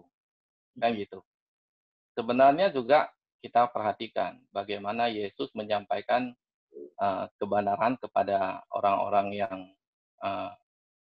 imam-imam yang dulu bahkan menggantung dia, dibanding dengan orang-orang yang mungkin secara kehidupannya tidak rohani kan, nggak apa kan. Tuhan sangat tegas sekali kepada mereka yang sebenarnya sudah tahu kebenaran itu. Tapi Tuhan juga punya toleransi bagaimana menyampaikan kebenaran kepada orang yang belum mengetahui kebenaran. Itu beda. Jadi kadang-kadang orang yang sudah mengetahui kebenaran itu, kadang-kadang kita katakan dengan lemah lembut, itu semakin tidak didengar. Tetapi padahal kita perlu sedikit sentakan. Ya, masalah mereka sadar enggak sadar, setidaknya itu akan berbekas di hati mereka. Mungkin saya yakin suatu saat mereka akan sadar. Betul. Nah, itu sih dalam pemahaman saya. Kadang-kadang saya berusaha untuk menyatakan dengan lembut. Tapi sepertinya orang ini enggak layak untuk dinyatakan dengan lembut, dan mereka udah tahu sih. Tapi mereka itu tidak mau tahu. Itu masalahnya sebenarnya, Bu. Betul. Thank you, Bosu. Artinya tidak bisa juga kita general pertumbuhan rohani orang, bisa dari segi waktu lebih lama dari kita, dari segi aktivitas, dari segi kedudukan organisasi kerohanian lebih hebat dari kita, tapi belum tentu jaminan juga dia lebih rohani dan peka terhadap kehendak Tuhan. Nah, itulah memang kondisi-kondisi yang kita hadapi ya. Tapi pernah saya baca John Stott bilang begini, seorang teolog dari Inggris ya, bilang gitu. Kita bertanggung jawab memberitahu kesalahan orang. Karena itulah panggilan nabiah kita ya. Kita nabi dalam tanda petik zaman modern ini, postmodern ini, tetap ceritakan kebenaran dan tegur dosa. Bagaimana metodenya itu hal lain. Tapi maksudnya, tapi untuk mengubah hidup seseorang sampai satu titik dia berubah, itu adalah pekerjaan Tuhan. Gitu. Jadi jangan sampai kita frustrasi, drop iman kita, kecewa kita dalam mengikuti Yesus karena apa yang kita sampaikan tidak diresponi orang lain. Ya, Yesus dan para martir, para penginjil-penginjil kelas dunia pun banyak yang mengalami penolakan, ya kira-kira. Ya, tapi sebenarnya saya enggak sampai tahap frustasi sih, karena saya merasa apa yang saya buat itu sesuai dengan apa yang Tuhan sudah ajarkan. Itu sebenarnya membuat beban saya menjadi lebih ringan daripada saya tidak melakukannya, Bosu. Itu saya kadang-kadang malah susah tidur. Setelah saya melakukannya, saya jadi enteng sebenarnya. Itu karena saya merasa tugas saya sudah saya lakukan. Ya, itulah damai sejahtera sebetulnya. Ya, ketika kita ada di rel yang kita yakini, kita damai sejahtera. Salah satu tandanya kita ada di rel yang benar, damai sejahtera dari Roh Kudus ada di hati kita. Ya, kira itu. Terima kasih. Ya, terima kasih Bapak Johan ya. Ini ada satu pertanyaan dari Bu Huang Lili. Tapi sebelum Bu Huang Lili, saya tadi ada salah sedikit.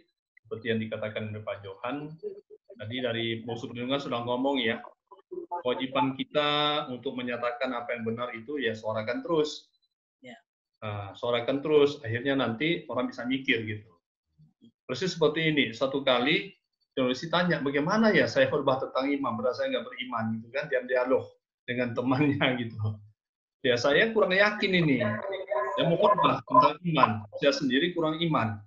Jadi dikatakan apa? Khotbahkan terus tentang iman sampai kamu sendiri beriman, nah gitu.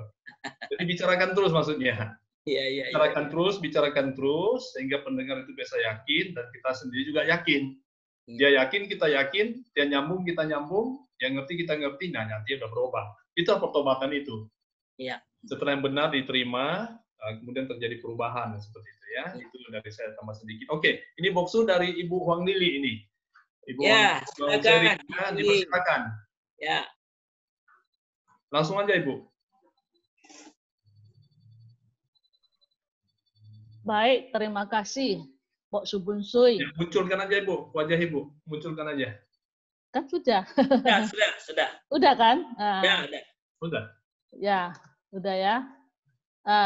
Begini, Pok Superlindungan tadi ada memaparkan tentang elemen-elemen iman secara doktrinal, ya. Itu terdiri dari pikiran, pengetahuan, atau yang disebut juga dengan notisia. Kemudian keyakinan, ya, yang disebut juga yang melibatkan emosi, perasaan, yang disebut juga dengan asensus.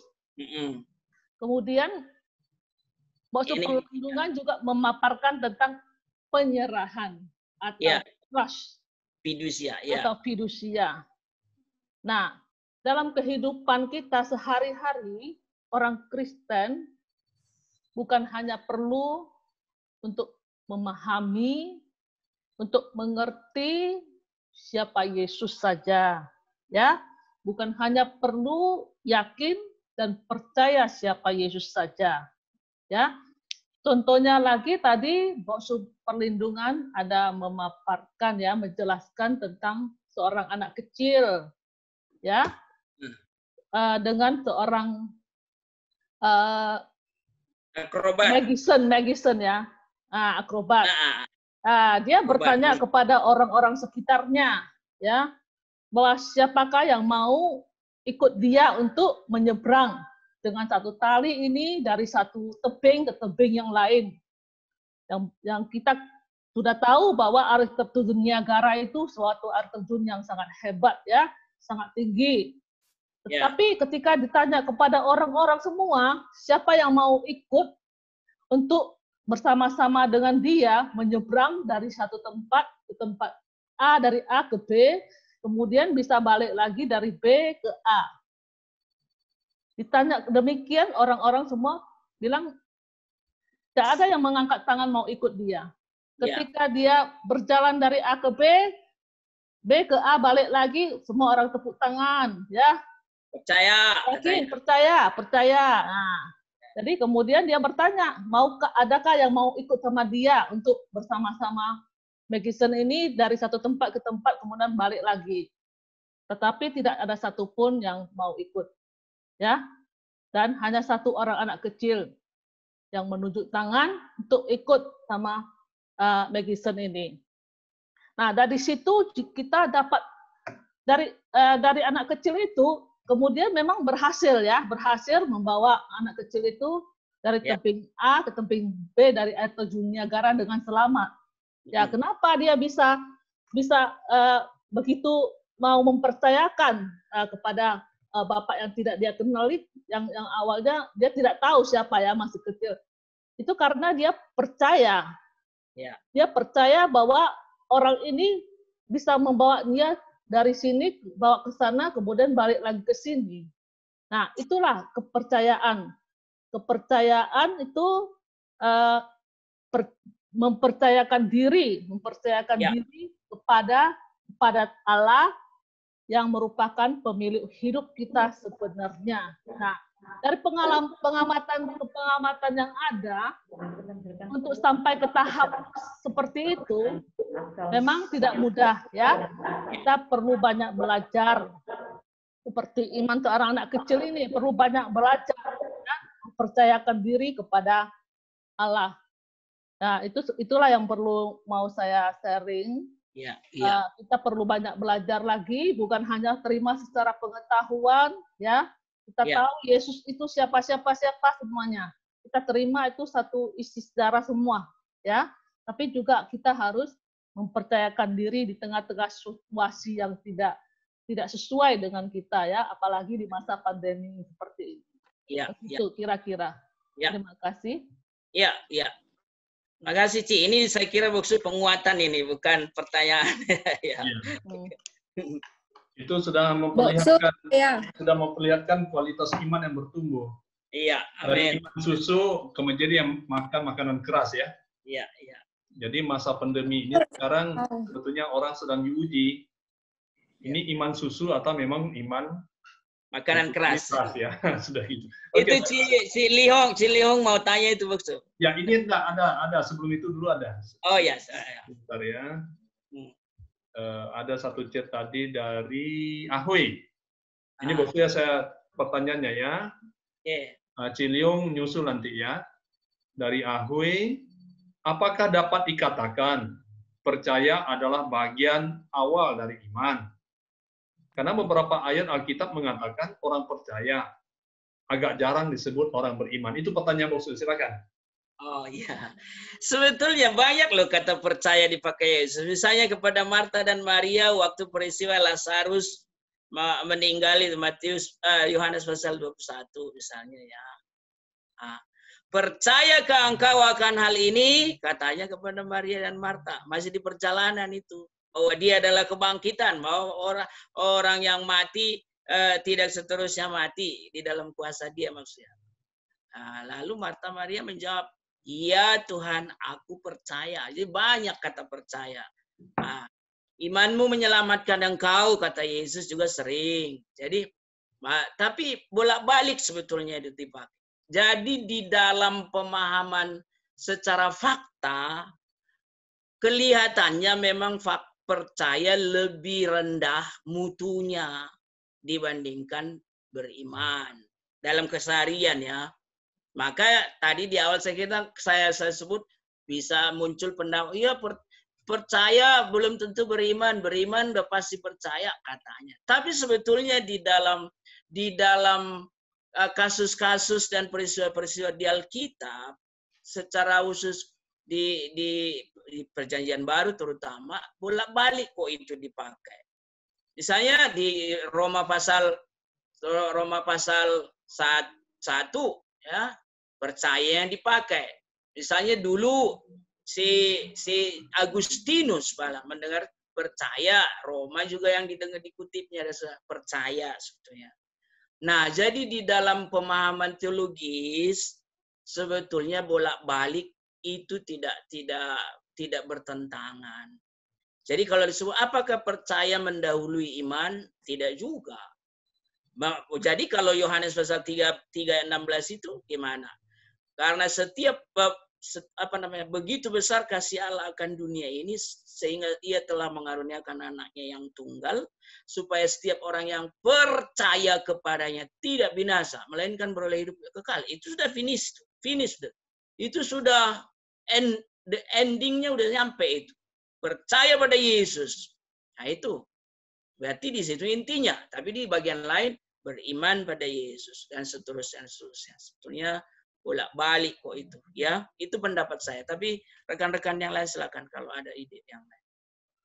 Ya, dipersilakan teman-teman yang lain kalau ada ingin menambahkan antara percaya beriman gitu, terpisah atau memang sejalan gitu ya, silakan.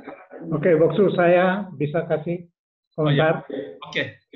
Baik, saya tertarik tadi dengan ilustrasi yang dikutip di dalam slide ini mengenai seorang akrobatik ya. Iya. Itu sebenarnya insight dalam cerita itu, kenapa si anak kecil ini berani naik di atas di belakang akrobat itu untuk melintasi Suram Niagara. Iya. Karena anak itu pada akhirnya diteliti adalah anak dari si akrobat. Betul. Anak dari si akrobat. Jadi dia percaya sungguh-sungguh bahwa tidak mungkin ayahnya itu akan mencelakakan dia. Ya. Nah, kalau kita aplikasikan ke dalam firman Tuhan, kalau kita sudah menjadi anak Tuhan, maka kita pasti tidak mungkin akan dibuat oleh Tuhan mengalami bahaya. Ya. Jadi di dalam Yohanes 1 ayat 12 kan di situ diminta supaya kita menerima Dia. Jadi bukan cuma percaya tetapi menerima. Artinya membuka hati tadi menyerahkan diri dalam arti kata secara akal, perasaan dan kemauan. Kita serahkan hidup kita terima Dia sehingga ketika kita menjadi anaknya ya mungkin sekali-sekali kita mengalami masa-masa sulit tetapi sebagai orang tua pasti Dia care dengan kita. Ya. Jadi saya suka pakai ini di dalam pelayanan penginjilan untuk membawa orang supaya mereka jangan hanya tahu tentang Yesus atau percaya seperti tadi dikatakan, tetapi mempercayakan diri, menerima Dia sebagai Juru Selamat dan Tuhan. Ya. Baik, terima kasih. Itu sebetulnya yang penting levelnya itu ya, elemen-elemen yang tadi percaya dan beriman ya. Ya. Terima kasih. Ya. Ya, terima kasih. Jadi di sini saya pikir waktu Tuhan Yesus atau firman itu diturunkan, kata percaya itu selalu dihubungkan dengan mengikuti yang beriman. Iya. Dalam konteks itulah pembicaraan itu, keiman itu muncul selalu. Nah, seperti itu. Oke, baik. Tadi Ibu Liung ya? Ya. Liung, silakan. Ya, terima kasih atas kesempatan yang diberikan pada malam hari ini. Terima kasih kepada Bu Superlindungan tadi menjelaskannya sungguh sangat bagus dan saya sangat mengerti. Jadi iman itu timbul dari pendengaran. Ya. Saya bukan mau bertanya, cuman saya mau sharing. Waktu saya kecil, saya kan dari keluarga yang tidak percaya, belum Kristen. Ya. Jadi saya pernah di sekolah dibawa guru semua murid-murid dibawa nonton ke bioskop film tentang Yesus. Nah, di akhir dari film itu, dinampakkan wajah Yesus kan, dibilang gini, berbahagialah orang yang tidak melihat, tapi percaya. Nah itu, jadi saya mulai, iman saya itu mulai dari itu, walaupun saya tidak melihat, tapi saya percaya dulu, ya kan? Nah, saya dalam kehidupan saya sampai ini hari, dari saya mulai kecil SD mungkin saya mulai percaya kepada Tuhan Yesus, sampai sekarang saya sudah setengah abad umur saya. Iman saya itu tetap seperti gini. Kalau saya berdoa, Tuhan mengabulkan pergumulan saya, doa saya. Ya, saya berterima kasih kepada Tuhan, puji Tuhan. Kemuliaan hanya bagi Tuhan. Itulah doa saya. Kalau pergumulan saya atau doa saya belum dikabulkan, ya saya tetap setia berdoa dan saya tetap sabar menunggu. Mau 10 tahun lagi Tuhan baru mengabulkan, ya saya tetap sabar dan setia. Saya tidak mau berbantah-bantah dengan Tuhan. Saya tidak mau berargumen-argumen kenapa begini Tuhan, kenapa begitu. Itu tidak pernah terjadi dalam hidup saya. Selalu saya setia aja, pokoknya saya setia, pokoknya saya doakan. Kapan Tuhan mau mendengar doa saya, kapan Tuhan mau mengabulkan doa saya, itu terserah waktu Tuhan aja. Karena waktu saya bukan waktu Tuhan juga bukan waktu saya. Nah itulah jenis iman saya. Jadi saya nggak ngerti, iman saya ini di level mana ya? Ini level. Ada level-levelnya kan.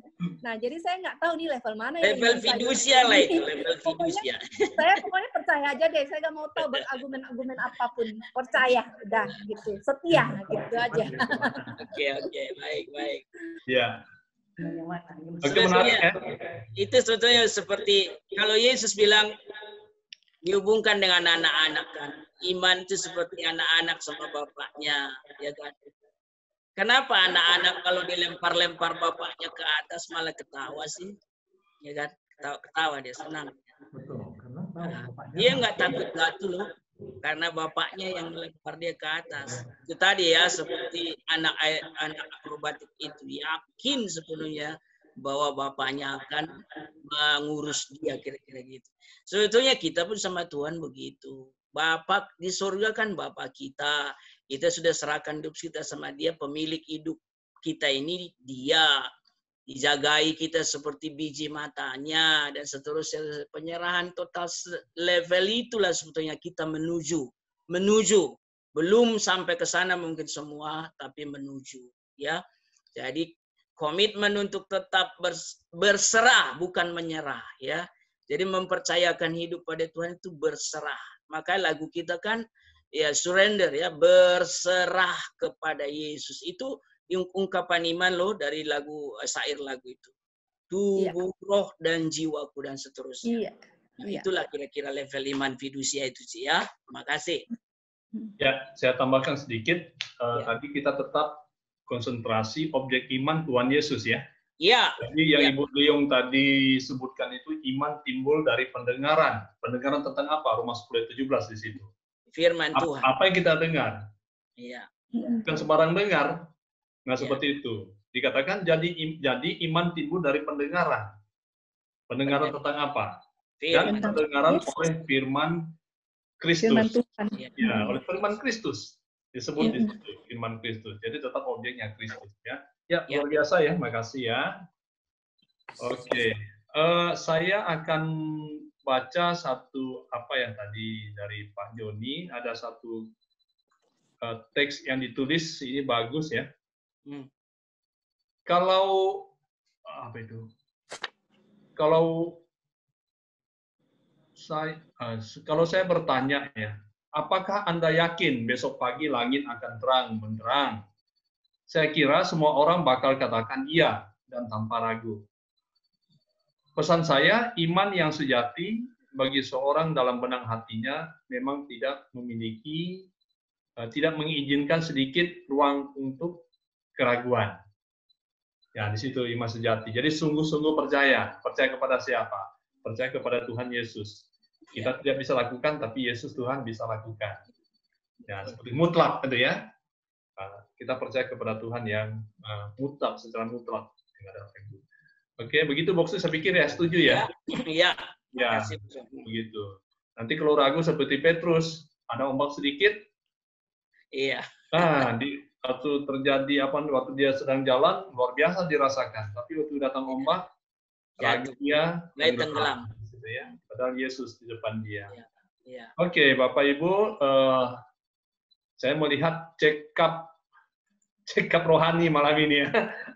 Check up tentang iman, kita bisa memilah-milah, kita sambil lihat, saya ini di level yang mana gitu ya. Jadi rupanya bukan hanya ikan goreng ayam yang ada level-level pedasnya.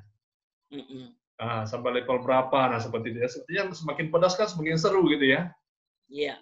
Nah, orang makan itu tambah pedas, walaupun dia mungkin seperti mengadu-ngadu makannya, tapi semakin seru gitu. Nah, saya pikir iman kita kemudian mengikuti Yesus begitu.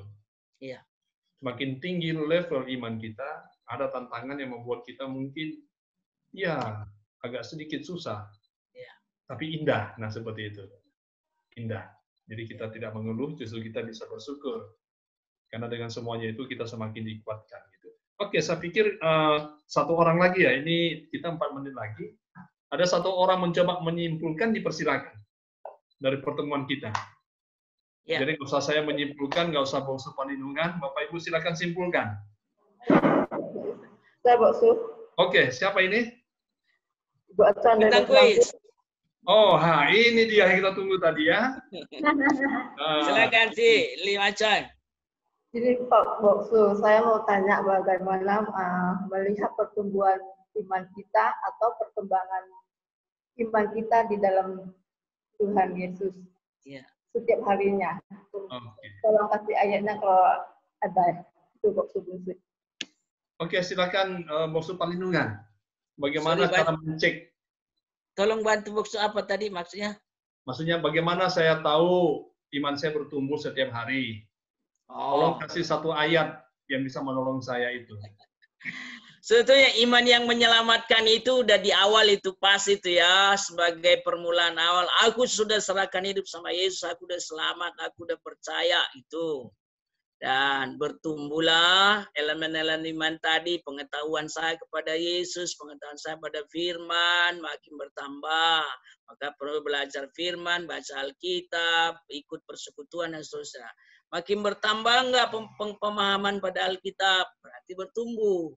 Ya, terus semakin nyaman nggak di hati, keyakinan yang teguh, iya Yesus adalah segalanya bagiku dan seterusnya. Seperti tadi si Liung itu ya, itu terasa itu sebenarnya.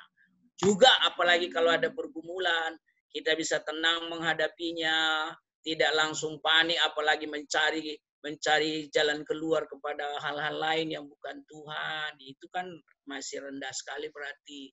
Tapi udah penyerahan total seperti tadi Ciliung bilang, mau dijawab Tuhan sekarang, puji Tuhan, haleluya. Kalau enggak juga sekarang, saya tetap akan berdoa, bersyukur, tunggu. Saya tahu yang terbaik dari Tuhan sesuai waktunya, yang kayak begini sebetulnya. Itu kita bisa rasa di dalam perjalanan iman kita. Termasuk juga masalah buah-buah di dalam hidup ya. Buah roh, terasa makin bertumbuh, kasih, sukacita, damai sejahtera, seterusnya. Karakter kita pun makin baik berubah. Dulu misalnya saya seorang yang suka marah, ngamuk-ngamuk. Oh sekarang mengikuti Yesus sudah makin tenang, makin bisa merespon dengan tenang. Kalau ada pun orang yang tidak pas di hati dan seterusnya. Hal-hal itu bagian dari pertumbuhan sebetulnya.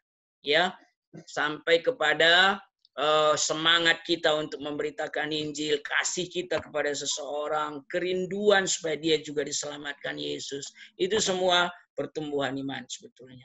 Ya, kerinduan ikut melayani, ya, saya memberi yang terbaik, terus tidak gampang juga kecewa kalau ada yang tidak pas. Itu semua pertumbuhan. Ya, diukur-ukur aja, terasa itu, Ci, ya, terasa dalam hidup kita, ya. Makasih. Ya. Oke, makasih Boksu. Untuk Ibu Lima Cuan, saya kasih ayat karena minta tadi ya. Roma 5 ayat 4. Nah, di situ yang tahan uji. Jadi iman yang berkualitas tentu iman yang tahan uji ya. Suatu kita tahan uji, maka kita punya pengharapan. Suatu kita punya pengharapan, itu tidak akan tergoyahkan. Kata penutup, saya akan baca dari Pak Joni. Ini luar biasa Pak Joni ya malam ini ya. Sudah menyumbang banyak. Berarti iman Pak Joni bukan iman historis, ya kan? Iya. Udah jauh dari situ. Ya kan? Pak Joni berkesimpulan seperti ini tadi, tentang tantangan seperti Pak Johan tadi katakan ya. Boleh mengatakan begini, makin mendekati kebenaran, tantangan yang menghadapi makin berat. Nah, seperti itu ya. Makin mendekati kebenaran. Ini masih mendekati loh, belum dalam kebenaran itu sendiri. Tadi katakan tantangan yang dihadapi makin berat. Nah, seperti itu. Jadi itulah tadi harus tahan uji. Nah, begitu ya, tahan uji. Oke, Bapak Ibu, karena waktu ya sudah jam 9 pas. Jadi kita bersyukur pada malam ini kita bisa membahas ini ya tentang iman Kristen. Jadi Bapak Ibu kita sudah bisa melihat, kita punya kesempatan malam ini Tuhan berikan melalui hambanya Boksu Panindungan, kita dibawa check up, itu istilah yang saya gunakan malam ini, check up rohani kita, check up iman kita. Saya tidak bisa menentukan iman kita di tahap yang mana, di tingkat yang mana, tapi paling sedikit Bapak Ibu kita semua punya kesadaran.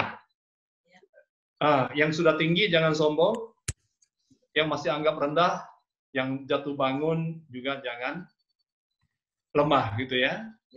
Terus tingkatkan, berdoalah, Roh Kudus akan memberikan kekuatan kepada kita. Makasih Boksu Perlindungan. Saya mencoba ya Bapak Ibu.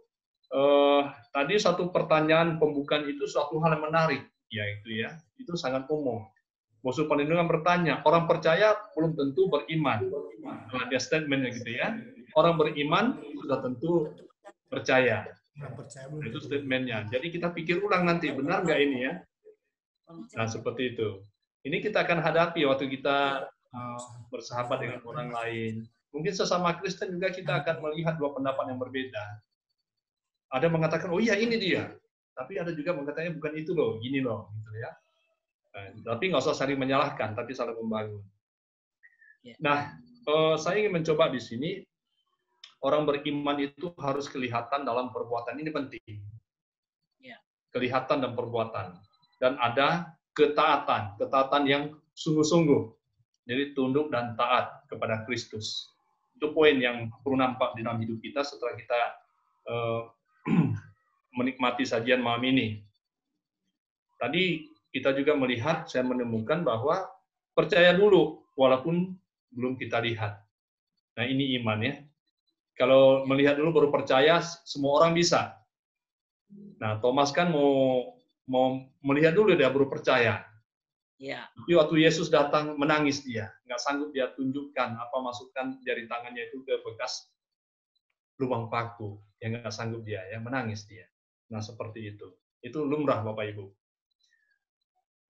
Jadi jangan salah dasar iman, ya kan? Tadi Alkitab sudah mengatakan, Firman sudah mengatakan, dasar dari iman itu adalah Firman Yesus Kristus. Jadi kepada yang lain itu bukan disebut beriman. Beriman itu hanya kepada Yesus Kristus, kepada Tuhan Sang Pencipta kita, Sang Penebus kita. Nah seperti itu. Sebetulnya ada banyak catatan, tapi Bapak Ibu saya yakin Bapak Ibu sudah punya catatan tersendiri ya. Sedikit saya umumkan bagi kita yang belum belum begitu mengerti, nanti kita akan masukkan ke YouTube. Bapak Ibu boleh putar kembali di YouTube. Nah, seperti itu. Kemudian kalau ada pertanyaan-pertanyaan, boleh diskusi kepada penyaji ya. kepada penyaji, boleh Bapak Ibu diskusi. Jadi diskusinya itu pertanyaannya jangan hanya sekarang. Nanti besok atau lusa masih ada yang kurang, umpamanya boleh tanya SMS atau telepon supaya memang semakin bagus gitu. Minggu depan Bapak Ibu kita masih ada kelas ini ya, pertemuan ini dengan judul itu nyaris Kristen. Nah, nyaris Kristen dan kekristenan yang alkitabiah. Nah, kenapa kita pilih judul ini? Karena ini masalah. Tadi kan kita bicara tentang iman ini. Ya, setelah kita paparkan iman itu bagaimana, kemudian kita temukan, aduh, sebetulnya banyak orang Kristen itu dalam perbuatannya sebetulnya masih nyaris Kristen dia. Nah, jadi kita terhubung. Nah, kemudian kita lihat juga, ya saya ini selama ini nyaris Kristen atau sudah Kristen benaran, nah gitu Bapak Ibu ya. Jadi kita masih punya waktu untuk menggumuli dan kita terus belajar. Itu minggu depan pertemuan kita. Baik, Boksu Parindungan, terima kasih. Terima kasih, Boksu. Untuk sajiannya malam ini. Dan Bapak Ibu, ya semuanya terima kasih untuk sudah bergabung. Malam ini kita ada 35 orang tadi, 35 orang ya. Puji Tuhan, biar Tuhan memberkati kita semuanya. Saya serahkan antara kita lah, silakan bisa pimpin doa. Iman kita kan sudah meningkat ini ya, jangan malu-malu berdoa. Silakan ada satu orang pimpin doa penutup. Tapi jangan gara-gara diminta doa penutup minggu depan nggak gabung lagi. Ya dipersilakan. Ibu Liung ya, Ciliung silakan pimpin doa kita. Bahasa Mandarin pun nggak apa-apa. Baiklah, kita berdoa dalam bahasa Indonesia aja ya. Lebih hal. Terima kasih ya Tuhan atas waktu yang kami gunakan untuk saling belajar. Ya Tuhan, berilah kami sebuah hati yang rendah hati, yang selalu mau belajar dan belajar lagi, supaya iman kami setiap hari demi hari bertumbuh dan bertumbuh terus. Ya Tuhan, kami mau terima kasih atas bimbingan pada malam hari ini yang telah diberikan oleh Pendeta Perlindungan, sehingga kami semakin mengerti apa itu iman. Ya Tuhan, untuk minggu-minggu yang akan datang, berilah kami hati yang selalu rindu untuk belajar dan belajar lagi. Terima kasih ya Tuhan. Kami serahkan kami malam ini ke dalam perkenan Tuhan supaya kami bisa istirahat dan besok bisa bangun dengan waktu, dengan hati semangat yang lebih segar lagi ya Tuhan. Terima kasih. Kami berdoa dalam nama Tuhan Yesus. Amin. Amin. Haleluya.